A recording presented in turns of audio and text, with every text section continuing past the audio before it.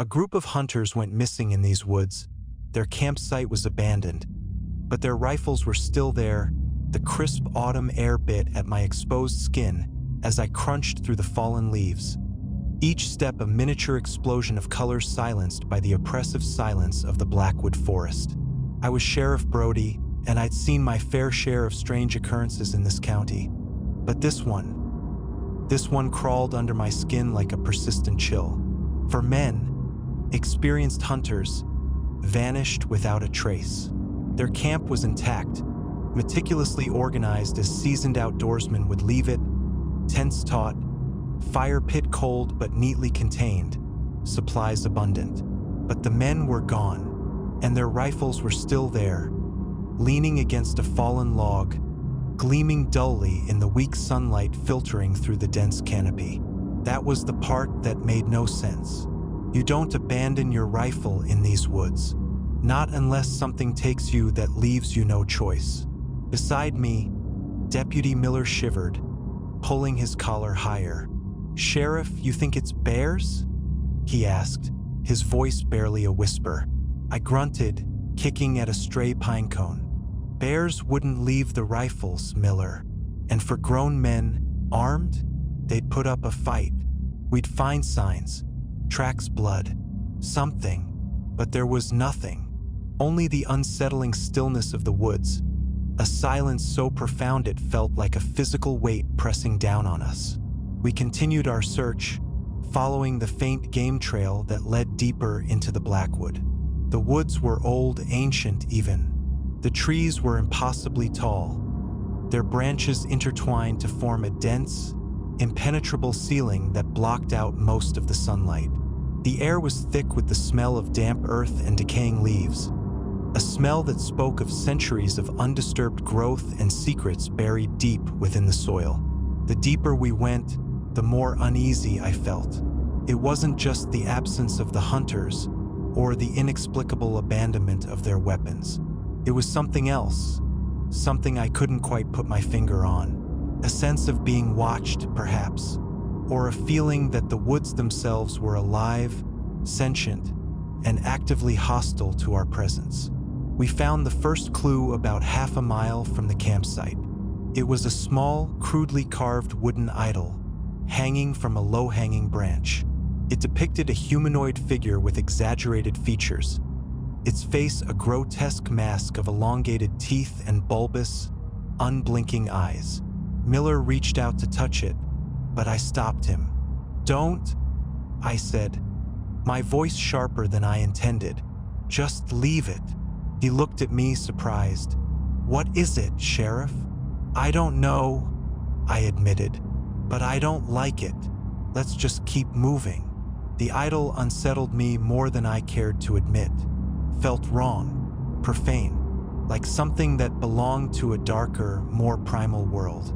As we continued our search, we found more of them, scattered throughout the woods. Some were hanging from trees, others were placed on rocks, and still others were buried partially in the ground. Each one was different, but they all shared the same unsettling characteristics. Grotesque features, unblinking eyes, and an aura of malevolent energy. The woods seemed to grow darker, the silence deeper. The air hung heavy with a palpable sense of dread. I could feel Miller's unease growing, and I knew my own was mirrored in his eyes. We were no longer just searching for missing hunters. We were trespassing on something ancient and forbidden. We came across a clearing bathed in an unnatural, almost ethereal light. In the center of the clearing stood an ancient oak, its trunk impossibly thick and gnarled, its branches reaching up towards the sky like skeletal fingers. Around the base of the tree were more of the wooden idols, arranged in a circle. And in the center of the circle, we found something that made my blood run cold. A human skull, bleached white and hollow-eyed, resting on a bed of moss. Miller gasped, stumbling backward. "Sheriff, what is this place?" I didn't answer. I didn't know, but I had a growing suspicion that we were getting closer to the truth. A truth that was far more terrifying than I could have ever imagined. knelt down to examine the skull. It was old, very old, and there were strange markings etched into its surface, symbols that I didn't recognize. As I ran my fingers over the markings, I felt a jolt of energy course through my body, a sudden and intense wave of nausea and dizziness. I staggered backward, clutching my head. "Sheriff, are you all right?" Miller asked, his voice filled with concern. I don't know," I said, struggling to regain my balance. I felt something, like a shock. I looked back at the skull, my heart pounding in my chest. The markings seemed to glow faintly in the dim light. I knew with a certainty that chilled me to the bone that this was more than just a random clearing in the woods. This was a place of power, a place of dark rituals and ancient secrets. And the missing hunters, they had stumbled upon it. We pressed on, driven by a morbid curiosity and a sense of grim obligation. The woods grew even denser, the trees even taller. The air was thick with the smell of decay, and the silence was broken only by the occasional rustle of leaves and the distant caw of a crow. We found a tattered piece of clothing snagged on a branch, a fragment of a hunter's jacket. It was ripped and torn, stained with what looked suspiciously like blood. Miller pointed to it, his face pale. That's Johnson's jacket," he said, his voice trembling. "I recognize it." My heart sank. Johnson was one of the missing hunters. Finding his jacket, torn and bloodstained, confirmed my worst fears. They hadn't just wandered off. Something had happened to them, something violent. We continued to follow the trail, if you could call it that, deeper into the heart of the Blackwood. The woods seemed to be closing in on us, the trees pressing closer, the shadows lengthening. I could feel the eyes of something watching us, something unseen and malevolent. We reached a ravine, a deep chasm that cut through the forest floor. The sides of the ravine were steep and treacherous, and the bottom was shrouded in darkness. I peered over the edge, trying to see what lay below, and then I saw them. At the bottom of the ravine, piled in a grotesque heap, were the bodies of the missing hunters. Their limbs were twisted at unnatural angles, their faces contorted in expressions of terror. Their eyes were wide and vacant, staring up at the sky.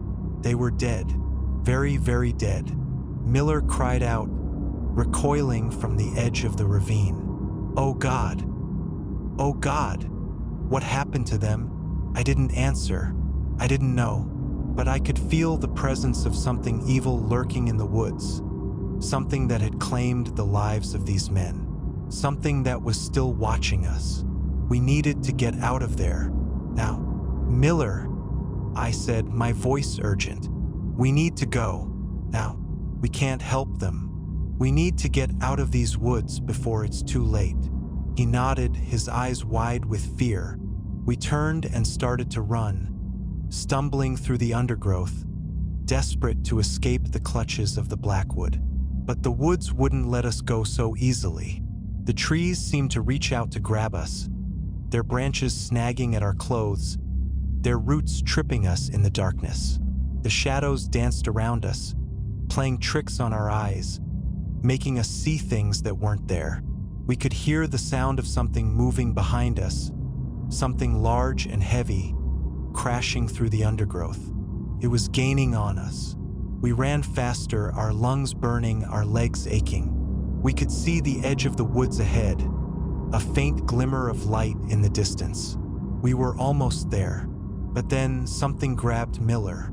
He screamed, a high-pitched, terrified shriek that echoed through the woods.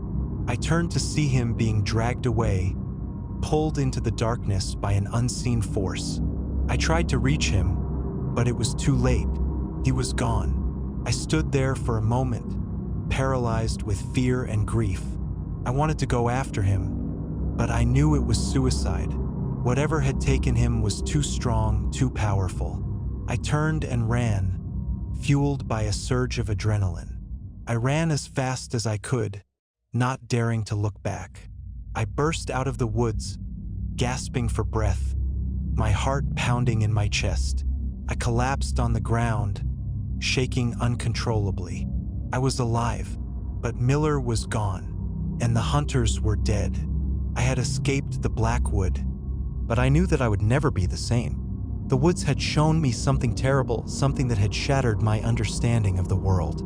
I knew that there were things out there, things that defied explanation, things that lurked in the shadows, waiting for their chance to strike. I sat there for a long time, staring back at the dark, silent woods. I knew that I had to report what I had seen, but I also knew that no one would believe me. They would think I was crazy. They would say that the stress had gotten to me. But I knew the truth. The Blackwood was not just a forest. It was a place of evil, a place where dark forces held sway. And the missing hunters, they had paid the ultimate price for their intrusion. I stood up, my legs still shaky. I had to go back. I had to find Miller's body. I had to bring the hunters home. But I knew that I couldn't do it alone. I needed help. I walked back to my car, my mind racing. Who could I trust? Who would believe me? And how could I possibly face the Blackwood again? As I drove back to town, I couldn't shake the feeling that I was being watched. I could see shadows moving in the trees, shapes lurking in the darkness. The Blackwood had followed me home. Back at the office, I tried to compose myself. I needed to be calm, rational. I couldn't let them see how shaken I was. I called in a report omitting the details of the skull, the idols, the presence. I said the hunters had likely been killed by a wild animal, maybe a pack of wolves. It was a flimsy story, but it was the best I could do. I knew they wouldn't buy it, not completely, but it would buy me time. Time to figure out what to do next. Deputy Johnson, a young, eager officer fresh out of the academy, looked at me with concern. "Sheriff, are you all right? You look like you've seen a ghost." I forced a smile. "Just a long day, Johnson. A long day." I dismissed him and went into my office, closing the door behind me. I sat down at my desk, staring at the wall. I needed to think. I needed a plan. I opened my desk drawer and pulled out a bottle of whiskey. I took a long swig, feeling the burn in my throat. It didn't help. The image of the hunters' bodies, contorted and lifeless at the bottom of the ravine, was burned into my mind. And Miller, poor Miller, dragged into the darkness. I had failed them. I had failed to protect them. I slammed my fist on the desk, frustration and anger boiling inside me. I couldn't let this go. I couldn't let the Blackwood win. I stood up, my decision made. I was going back, but this time I was going prepared. I spent the next few hours researching the Blackwood. I pored over old maps, historical documents, and local legends. I learned that the woods had a dark history, a history of strange disappearances, unexplained deaths, and whispered tales of ancient rituals. The local Native American tribes had always avoided the Blackwood, considering it a cursed place, a gateway to the spirit world. They spoke of a creature that dwelled in the woods, a being of immense power and malevolence, a guardian of the ancient secrets. The creature was known by many names, but the most common was the Shadow Walker. According to legend, the Shadow Walker could control the shadows, manipulate the elements, and even possess the minds of men. It was said to feed on fear and despair, growing stronger with each life it claimed. As I read these stories, a chill ran down my spine. It all started to make sense. The strange occurrences, the unexplained disappearances, the unsettling feeling of being watched, it was all the work of the Shadow Walker. And the hunters, they had stumbled upon its territory and it had claimed them as its own. I knew that I was facing something far more dangerous than anything I had ever encountered before. But I couldn't back down. I had a duty to protect my community, to bring justice to the victims, and to stop the Shadow Walker before it claimed any more lives. I gathered my gear, my rifle, my flashlight, my hunting knife. I packed a backpack with extra ammunition, food, water, and a first aid kit. I also grabbed a crucifix from my desk drawer, a relic from my Catholic upbringing. I wasn't particularly religious, but I figured it couldn't hurt. As I was getting ready to leave, Deputy Johnson knocked on my door. "Sheriff," he said, his voice hesitant. "I heard what happened in the Blackwood. I know you're not telling us everything." I sighed. I knew I couldn't keep it from him any longer. He was a good man, a loyal officer. He deserved to know the truth. I told him everything: the skull, the idols, the ravine, the presence, the shadow walker. He listened in silence, his face growing paler with each word. When I finished, he looked at me with a mixture of fear and disbelief. "Sheriff," he said, "are you sure about this? This sounds like something out of a movie." "I wish it was," I said, "but I saw it with my own eyes. And I know that if we don't do something, it will happen again." He hesitated for a moment, then nodded. "I'm with you, Sheriff. What do you need me to do?" I smiled, relieved. "I need you to gather a team. Experienced officers, men who can handle themselves in the woods. Tell them what's going on. If they don't believe you, show them the evidence. The jacket, the idols, whatever it takes. We need to be prepared for anything." "I'll get right on it," he said. "We'll be ready by morning." I nodded. "Good. And Johnson, be careful. This is not going to be easy." He nodded again and left the office. I looked out the window, staring into the darkness. The Blackwood was waiting. The next morning, we met at the edge of the woods. I had assembled a team of 6 officers, all experienced and well-armed. Johnson was there, along with deputies Ramirez, Davis, Wilson, and 2 new recruits, Thompson and Garcia. They looked nervous but determined. I addressed the team, my voice firm and resolute.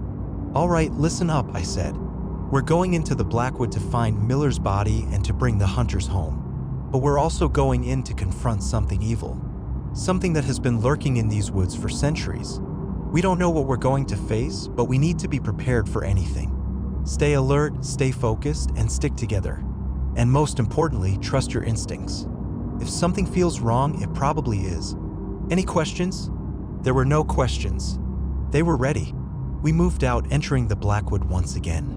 The woods were even darker and more oppressive than I remembered. The air was thick with the smell of decay, and the silence was almost deafening. We moved slowly and cautiously, our rifles raised, our eyes scanning the surroundings. We found the clearing with the ancient oak and the skull. The skull was gone. Johnson cursed under his breath. "It's watching us, Sheriff," he said. "It knows we're here." I nodded. "I know. Let's keep moving." We reached the ravine where we had found the hunters' bodies. They were gone too. The ravine was empty, as if nothing had ever happened there. Ramirez crossed himself. "This is getting creepy, Sheriff," he said. "I don't like this one bit." "Just stay focused, Ramirez," I said. "We have a job to do." We continued our search, following the trail that led deeper into the woods. We found more of the wooden idols scattered throughout the forest. They seemed to be multiplying, growing in number and intensity. The atmosphere was becoming increasingly oppressive, the sense of dread almost unbearable. As we moved deeper into the woods, we started to hear things. Whispers in the wind, rustling in the undergrowth, the distant sound of laughter. We couldn't tell where the sounds were coming from or what they meant, but they were definitely there. Wilson stopped, his face pale. "Did you guys hear that?" he asked. "Hear what?" I said. "I heard whispering," he said, "like someone was talking to me, but I couldn't understand what they were saying." The others looked at him with concern. "You okay, Wilson?" Davis asked. "Yeah, I'm fine," Wilson said. "Just a little freaked out." We continued on, but the whispers persisted. They grew louder, more insistent. I could feel them too, a subtle vibration in the air, a nagging feeling in the back of my mind. I tried to ignore them, but it was getting harder and harder. We reached a swamp, a murky, stagnant pool of water surrounded by thick, tangled vegetation. The air was heavy with the smell of sulfur, and the ground was soft and unstable. I hesitated. "We need to cross the swamp," I said, "but it looks dangerous. Stay close together and watch your step." We entered the swamp, wading through the murky water. The ground was slippery and uneven, and the vegetation was thick and thorny. We had to push our way through the tangled branches and vines, our progress slow and difficult. The whispers grew louder, more insistent. They were swirling around us, invading our minds, filling us with fear and confusion. Suddenly, Garcia screamed. "Something's got me," he cried. I turned to see him being pulled down into the water, his arms flailing, his face contorted in terror. I lunged forward, grabbing his arm, but it was too late. He was gone, sucked down into the depths of the swamp, without a trace. We stood there for a moment, stunned and horrified. Garcia was dead, another victim of the Blackwood. Thompson started to panic. "I can't do this anymore," he cried. "I'm getting out of here." He turned and ran, stumbling back towards the edge of the swamp. But he didn't make it. A shadow rose from the water, a dark, amorphous shape that enveloped him completely. He screamed, a muffled, gurgling sound that was quickly silenced. And then he was gone, consumed by the darkness, swallowed by the swamp. The remaining officers were terrified, their faces pale and drawn. They wanted to run, to escape the horrors of the Blackwood. But they knew that they couldn't. They were trapped. I looked at them, my voice low and determined. "We need to keep moving," I said. "We can't let their deaths be in vain. We need to find the Shadow Walker and put an end to this." They nodded, their eyes filled with a mixture of fear and resolve. We pressed on deeper into the swamp. The whispers were deafening now, a cacophony of voices that threatened to drive us mad. The shadows were dancing around us, playing tricks on our eyes, making us see things that weren't there. We were losing our grip on reality. And then we saw it. In the center of the swamp, rising from the murky water, was a figure. A tall, gaunt figure, cloaked in shadows. Its face was hidden, but its eyes glowed with an eerie, malevolent light. It was the Shadow Walker. The creature raised its hand, and the shadows around us intensified. They swirled and coalesced, forming grotesque shapes. Demons, monsters, and other horrors from our deepest nightmares. The officers screamed, firing their rifles at the shadows. But the bullets passed right through them, having no effect. The shadows closed in on us, grabbing at our clothes, clawing at our skin. They were cold, clammy, and filled with an unholy energy. Ramirez was dragged down, disappearing beneath the writhing mass of shadows. Davis screamed and tried to run, but the shadows were too fast. They enveloped him, suffocating him, crushing him. Johnson and Wilson fought bravely, but they were outnumbered. The shadows overwhelmed them, tearing at their flesh, draining their life force. They fell to the ground, lifeless husks, their eyes wide with terror. I was the only one left standing. I raised my rifle, aiming it at the Shadow Walker. The creature smiled, a slow, malevolent grin that sent a shiver down my spine. It raised its hand again, and the shadows intensified. They pressed in on me, suffocating me, crushing me. I closed my eyes, bracing myself for the end.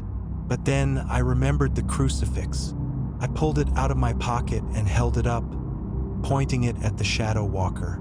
The creature recoiled, hissing in pain. The shadows recoiled as well, shrinking back into the darkness. The crucifix was working. It was repelling the evil. I held the crucifix higher, chanting a prayer from my childhood. The Shadow Walker screamed, a high-pitched, agonizing sound that echoed through the swamp. It staggered backward, its form flickering, its power waning. I continued to pray, my voice growing louder, more confident. The Shadow Walker could no longer stand the power of the crucifix. It turned and fled, disappearing into the depths of the swamp. The shadows dissipated, the whispers faded, and the oppressive atmosphere lifted. I was alone, standing in the center of the swamp, surrounded by the bodies of my fallen comrades. I had survived, but at what cost? I had defeated the Shadow Walker, but I had lost everything in the process. I knelt down beside Johnson's body, my heart aching with grief. He was a good man, a loyal friend. He didn't deserve to die. I closed his eyes and whispered a prayer for his soul. Then I stood up, my legs heavy, my spirit broken. I had to get out of there. I had to leave the Blackwood behind. I turned and walked away, not daring to look back. I emerged from the swamp, stumbling out of the woods. I walked back to town, my clothes torn, my body exhausted. I went back to the office, collapsing in my chair. I was a broken man. The Blackwood had taken everything from me. I sat there for a long time, staring at the wall, lost in my thoughts. The phone rang, jolting me back to reality. It was the mayor. "Sheriff," he said, his voice grave, "I've heard what happened in the Blackwood. The governor has declared a state of emergency. The National Guard is being mobilized. We're going to quarantine the area." I nodded, my mind numb. "I understand," I said. "Thank you." I hung up the phone and closed my eyes. The Blackwood was sealed off. No one would ever go in there again. The secrets of the woods would remain buried, undisturbed. But I knew that I would never forget what I had seen. I would never forget the horrors of the Blackwood. And I knew that one day, the Shadow Walker would return. It was only a matter of time. The Blackwood never truly releases its hold. The woods still stand, silent and menacing, a dark stain on the landscape. The whispers persist, carried on the wind, a constant reminder of the evil that lurks within. And I, Sheriff Brody, am forever haunted by the memory of those who went missing in the Blackwood, their rifles left behind, their fates sealed by the ancient darkness that dwells within. The case remains open, officially unsolved, but I know the truth, and the truth is far more terrifying than anyone could ever imagine.